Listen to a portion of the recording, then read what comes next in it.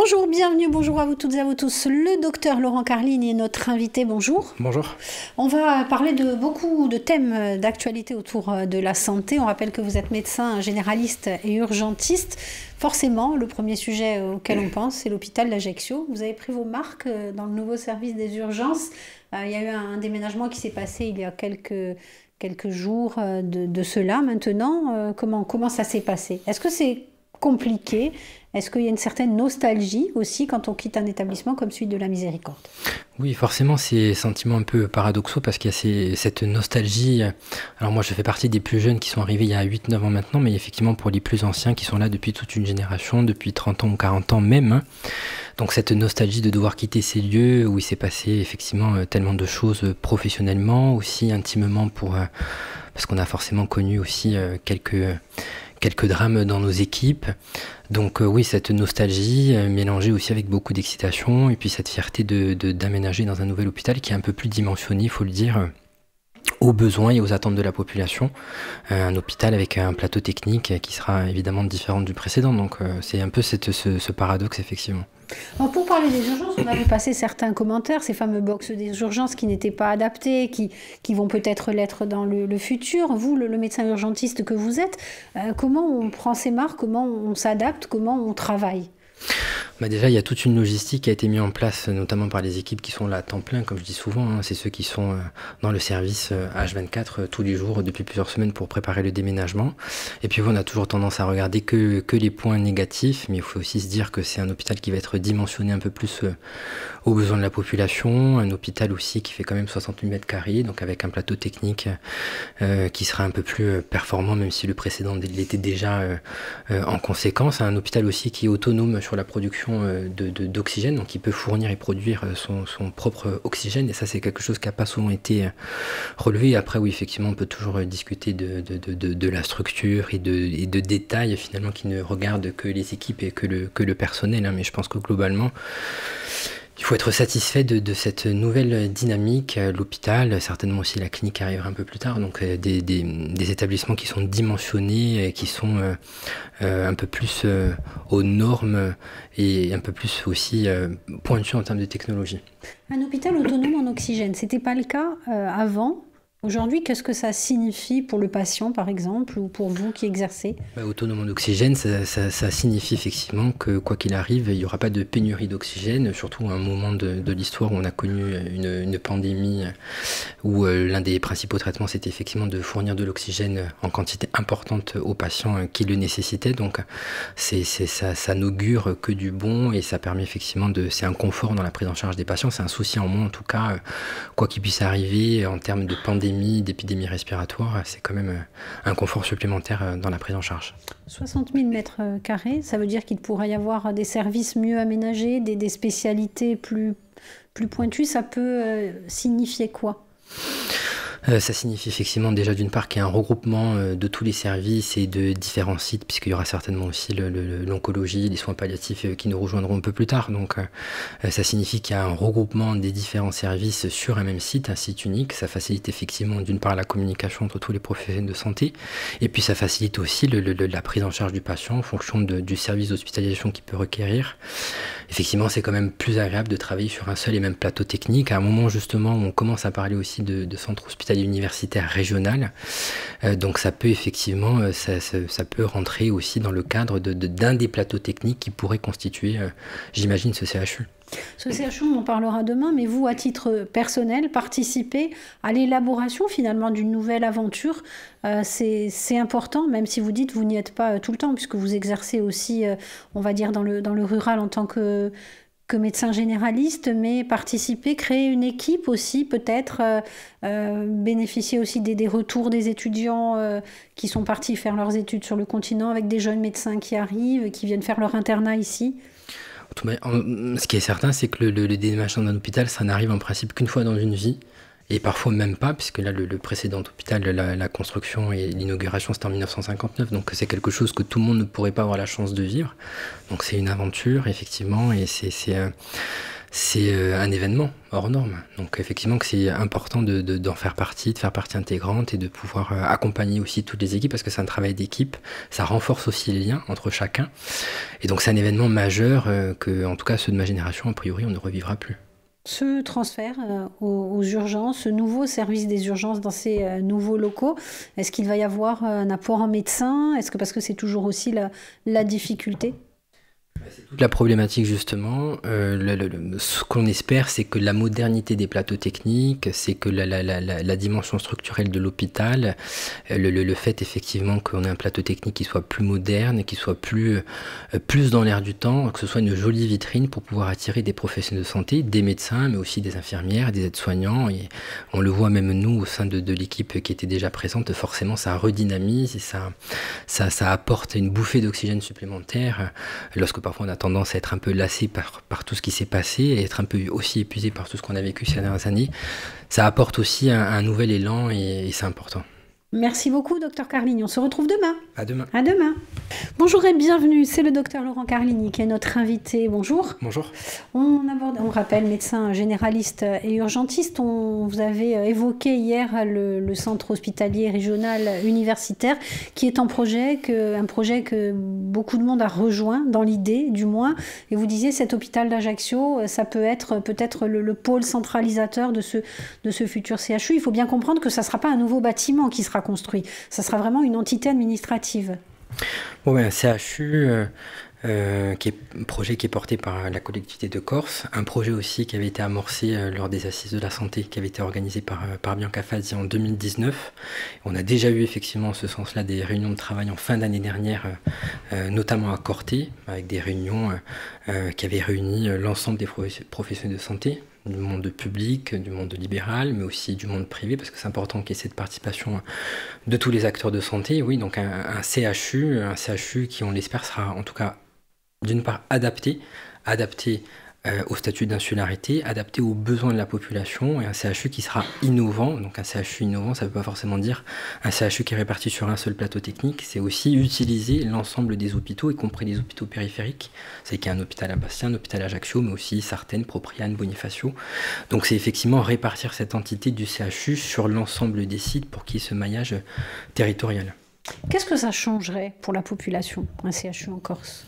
Je pense que déjà, d'une part, le CHU permet de répondre à une demande de la part des professionnels de santé, dont je fais partie, et encore une fois du monde public, du monde libéral, du monde privé, de tous les acteurs médico-sociaux aussi. C'est aussi répondre à la demande et aux besoins de la population. On est quand même la seule région pour l'instant à ne pas bénéficier de ce CHU.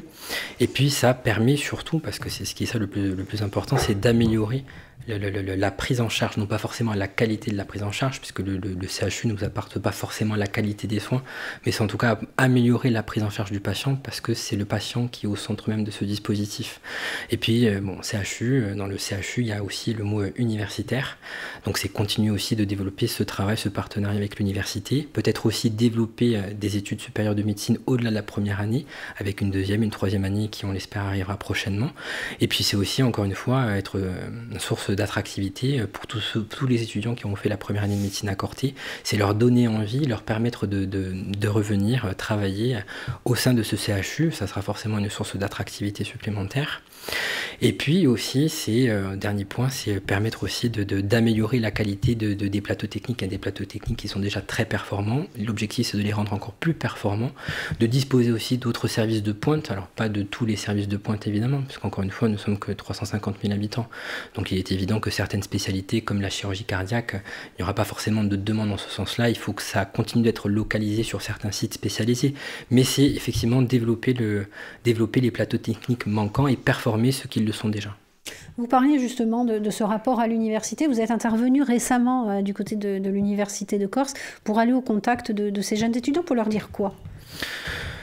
Oui, effectivement, c'est important. L'idée, finalement, c'est de prendre contact avec les étudiants dès la fin de leur première année. D'une part, pour leur expliquer le cursus, parce qu'il est évident que lorsque vous arrivez en première année de médecine et que lorsque vous n'avez personne dans votre entourage proche ou dans votre famille qui est médecin, qui est soignant, vous n'avez pas forcément connaissance de toutes les difficultés qui peuvent vous attendre pendant les 10 prochaines années, parce qu'on a toujours tendance à ne penser qu'au concours de première année, mais il faut voir aussi au-delà, et toutes les autres années sont difficiles, même s'il n'y a pas forcément de concours par la suite, mais ça reste quand même des années où il faut effectivement fournir un travail conséquent. Donc l'idée effectivement c'était de se présenter déjà d'une part avec notamment les unions professionnelles de médecins libéraux, de présenter aussi notre travail, ce que l'on met en place à destination des étudiants, et puis voilà encore une fois de leur expliquer le cursus et les possibilités qui s'ouvriront à eux à la fin de leur internat.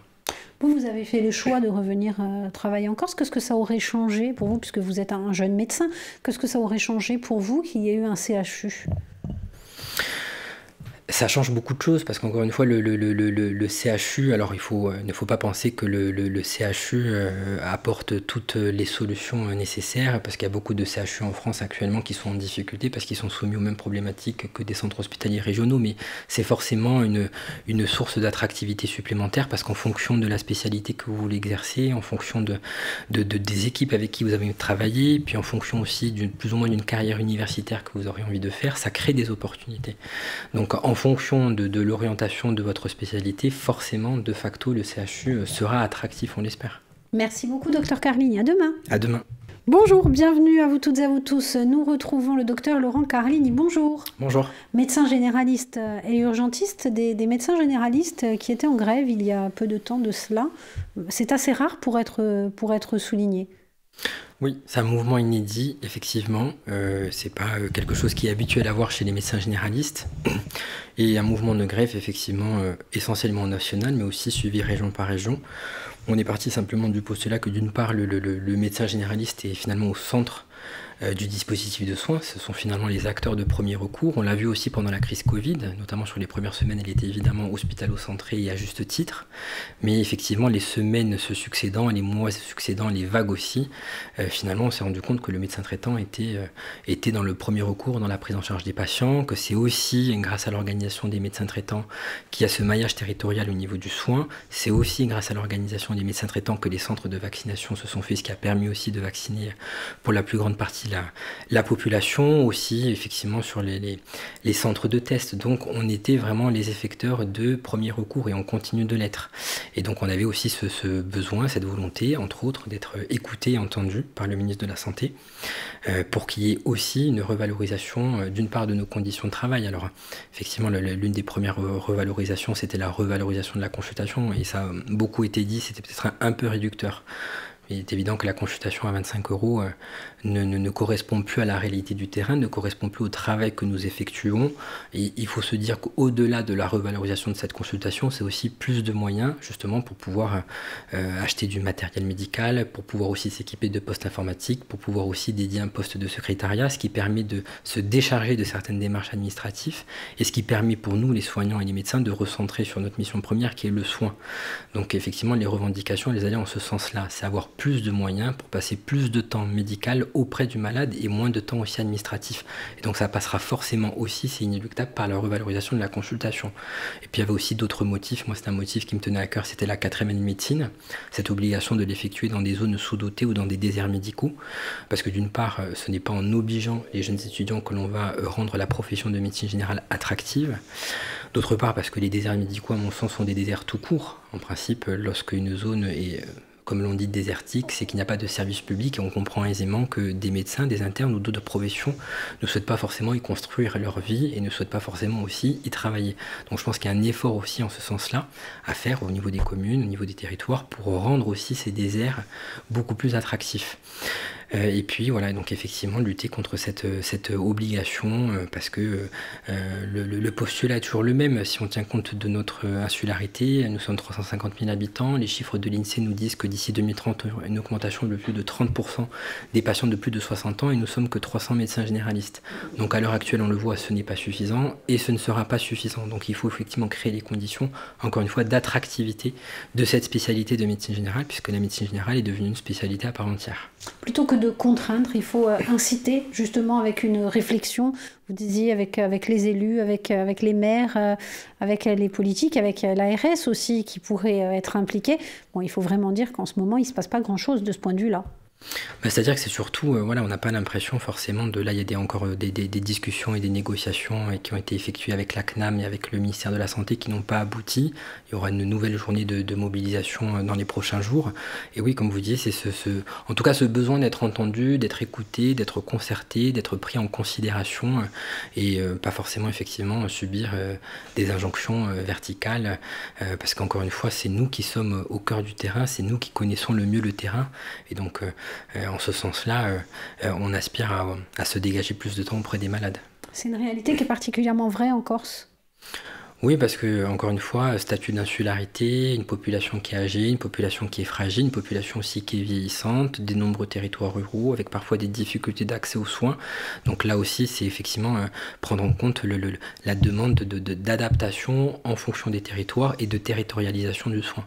Vous parliez de ce travail administratif aussi, avec une population plus âgée. C'est particulièrement vrai aussi, il faut faire plus de papiers, plus de documents, plus...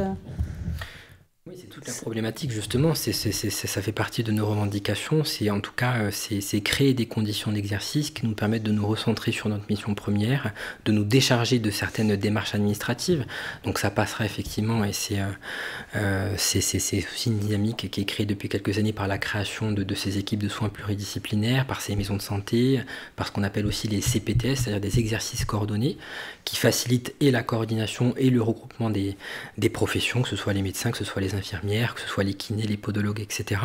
Mais au-delà de ça aussi, c'est nous donner des moyens aussi financiers de pouvoir justement financer les paramédicaux qui pourraient nous décharger de ces démarches administratives. Merci beaucoup, Dr Carline. À demain. À demain. Bonjour et bienvenue. Le Dr Carline est notre invité cette semaine. Bonjour. Bonjour. Un sujet autre d'actualité, le fameux DAC. Oui, le DAC qui répond finalement à une commande nationale depuis 2019 dans le cadre de la transformation du système de santé. Et le DAC finalement qui est un dispositif d'appui à la coordination région par région. Donc effectivement nous avons le DAC insulaire, le nôtre. Il y a eu un tout qui a été mis en place il y a quelques mois en fait, le tout nouveau DAC. Qui a été inauguré effectivement en septembre 2022, qui est finalement un guichet unique, qui est finalement la réunification des différents parcours de soins, des parcours de coordination, des réseaux mayens, etc. Donc l'objectif de ce DAC, c'est d'une part de simplifier finalement la communication entre ces différents réseaux, et puis d'autre part, donc dispositif d'appui à la coordination, l'une des missions premières du DAC, c'est finalement d'être dans la prévention, d'être dans l'anticipation et surtout d'accompagner les populations, les personnes âgées, de faire en sorte qu'elles puissent être maintenues à domicile le plus longtemps possible en coordinant les différentes équipes paramédicales et médicales. Ce dispositif, donc, qui est présidé par Xavier Pierre, il a été mis en place, il existait avant, il a été un peu remanié, on va dire. Il est en fonction depuis quelques mois maintenant. Vous, est-ce que vous avez vu une évolution? Est-ce que les choses ont changé? Est-ce que les choses avancent? Est-ce que les discussions entre les différents professionnels de santé avancent aussi? Oui, il est simplifié parce qu'effectivement, il y a cette réunification de tous les parcours de soins, et c'est un seul guichet, un guichet unique qui fonctionne avec un numéro de téléphone qui est dédié à l'ensemble des professionnels de santé. Et donc effectivement, forcément, ça facilite les choses. Lorsque vous n'avez qu'un interlocuteur, c'est beaucoup plus facile de repérer d'une part les fragilités des patients, parce que l'objectif, c'est celui-ci, c'est de repérer à domicile les facteurs de vulnérabilité, les facteurs de fragilité. Donc ça va passer effectivement par des facteurs médicaux, mais aussi par les facteurs sociaux, par les facteurs économiques, à des personnes qui sont en situation par exemple de handicap, en situation aussi d'isolement social, et c'est essentiellement fluidifier les parcours complexes. Donc les parcours complexes, c'est-à-dire les personnes qui sont âgées, les personnes qui sont dépendantes, les personnes qui sont handicapées aussi, qui souffrent d'un handicap, donc ça va au-delà de la personne âgée. Justement, la collectivité s'est emparée d'une partie de ce dossier aussi, puisqu'elle tenait récemment un colloque sur les fragilités des plus de 60 ans pour justement anticiper ces fragilités. C'est un peu le rôle que peut avoir ce DAC, c'est un peu le rôle que vous pouvez avoir dans vos cabinets médicaux? Oui, parce que vous savez que la collectivité est porteuse du schéma de l'autonomie. Donc effectivement, le DAC ça s'imbrique complètement dans ce schéma de l'autonomie, c'est-à-dire maintenir le plus possible l'autonomie des patients à domicile, faire en sorte de limiter les hospitalisations. Donc c'est repérer les facteurs de fragilité et de vulnérabilité pour prévenir les hospitalisations, ça intervient aussi sur d'autres parcours parce que on sait aussi parfois que le retour à domicile lorsque vous êtes patient âgé, fragile, le retour à domicile peut parfois être compliqué. Donc c'est aussi anticiper le retour à domicile, mettre en place les aides nécessaires, qu'elles soient humaines, qu'elles soient techniques, qu'elles soient matérielles, justement pour limiter la durée aussi de l'hospitalisation. Et le DAC aussi, il intervient justement dans le cadre de ce schéma de l'autonomie aussi, dans la programmation d'hospitalisation, d'hébergement temporaire. C'est-à-dire lorsque on se rend compte, lorsque l'on est médecin, lorsque l'on est infirmière, que le maintien au domicile du patient peut être compliqué, qu'il n'y a plus les aidants nécessaires pour accompagner les patients, que parfois les familles ne peuvent plus être là ou ne sont pas là pendant un temps donné. Donc on peut effectivement programmer des hospitalisations dans des centres d'hébergement, dans des EHPAD, dans des centres de rééducation, dans des maisons de repos. Donc là aussi, encore une fois, c'est des messages de prévention qui sont importants. Aujourd'hui, vous, puisqu'on vous intervenez sur le bassin de la Gravonne, ce DAC, c'est un vrai outil, on va dire, pour reprendre un terme d'incendie, d'appui à la lutte?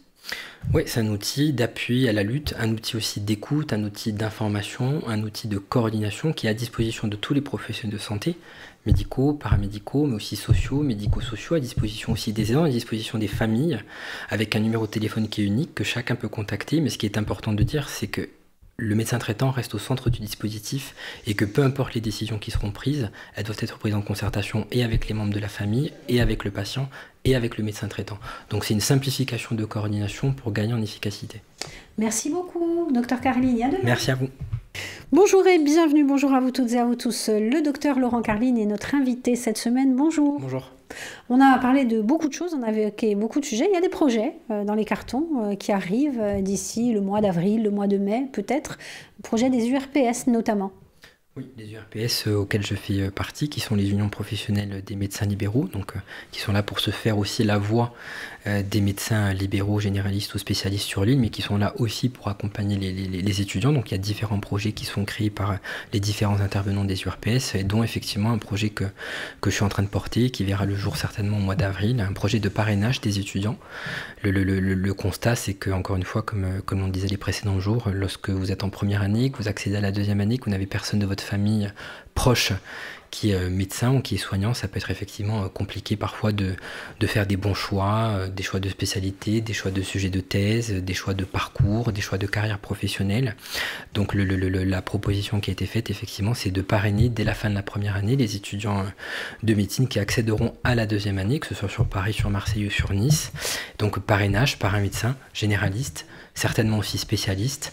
Et dans le cadre de ce parrainage, c'est de permettre effectivement déjà de créer un lien très tôt avec les étudiants, dans un souci aussi de les suivre pendant leur parcours, de les accompagner pour répondre à leurs questions sur des méthodes de réflexion, sur la façon dont il faut réviser pendant son parcours scolaire, parcours universitaire, sur des choix de carrière professionnelle, sur des choix de sujets de thèse, les rassurer aussi parfois en fonction des inquiétudes et des obstacles qu'ils peuvent rencontrer. C'est aussi créer ce lien dans un souci aussi de faciliter leur retour et d'espérer leur retour près de chez nous. Alors avant, c'est vrai qu'il y avait une petite minorité de privilégiés qui pouvaient accéder à certaines écuries. Aujourd'hui, c'est vraiment pour généraliser tout ça.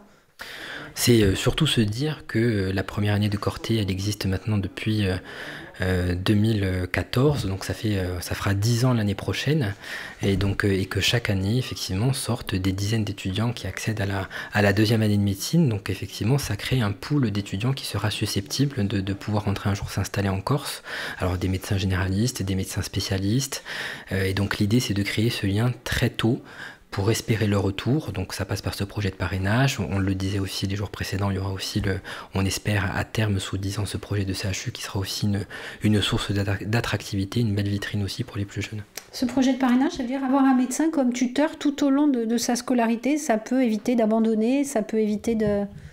C'est avoir un médecin généraliste ou spécialiste insulaire avec qui on est en contact régulièrement, au moins 2 fois par an de manière présentielle, je dirais, en physique, et puis ensuite avec différents moyens de communication qu'on utilise aujourd'hui.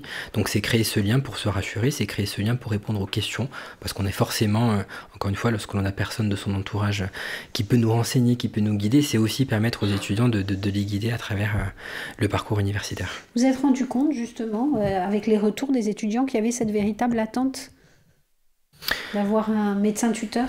Exactement, exactement. Ça répond aussi à une demande des étudiants parce que les études sont très longues, c'est 10 années d'études. Pendant ces 10 années d'études, les obstacles sont nombreux et effectivement, lorsque vous avez personne pour vous guider, ça peut être compliqué. Donc, d'autant plus que lorsque l'on fait la première année de médecine à Corté, on est finalement un peu préservé de tout ce qui peut se passer et le changement est brutal lorsqu'on arrive en deuxième année et lorsqu'on est à l'université forcément avec un parcours de médecine qui est plus complexe et ça peut effectivement créer ce décalage. Donc, c'est bien effectivement d'être encadré et d'être initié.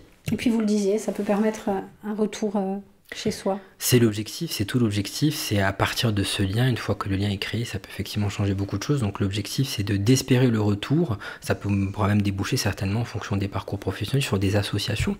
Finalement vous savez que lorsque l'on est interne, on effectue des stages chez des médecins généralistes.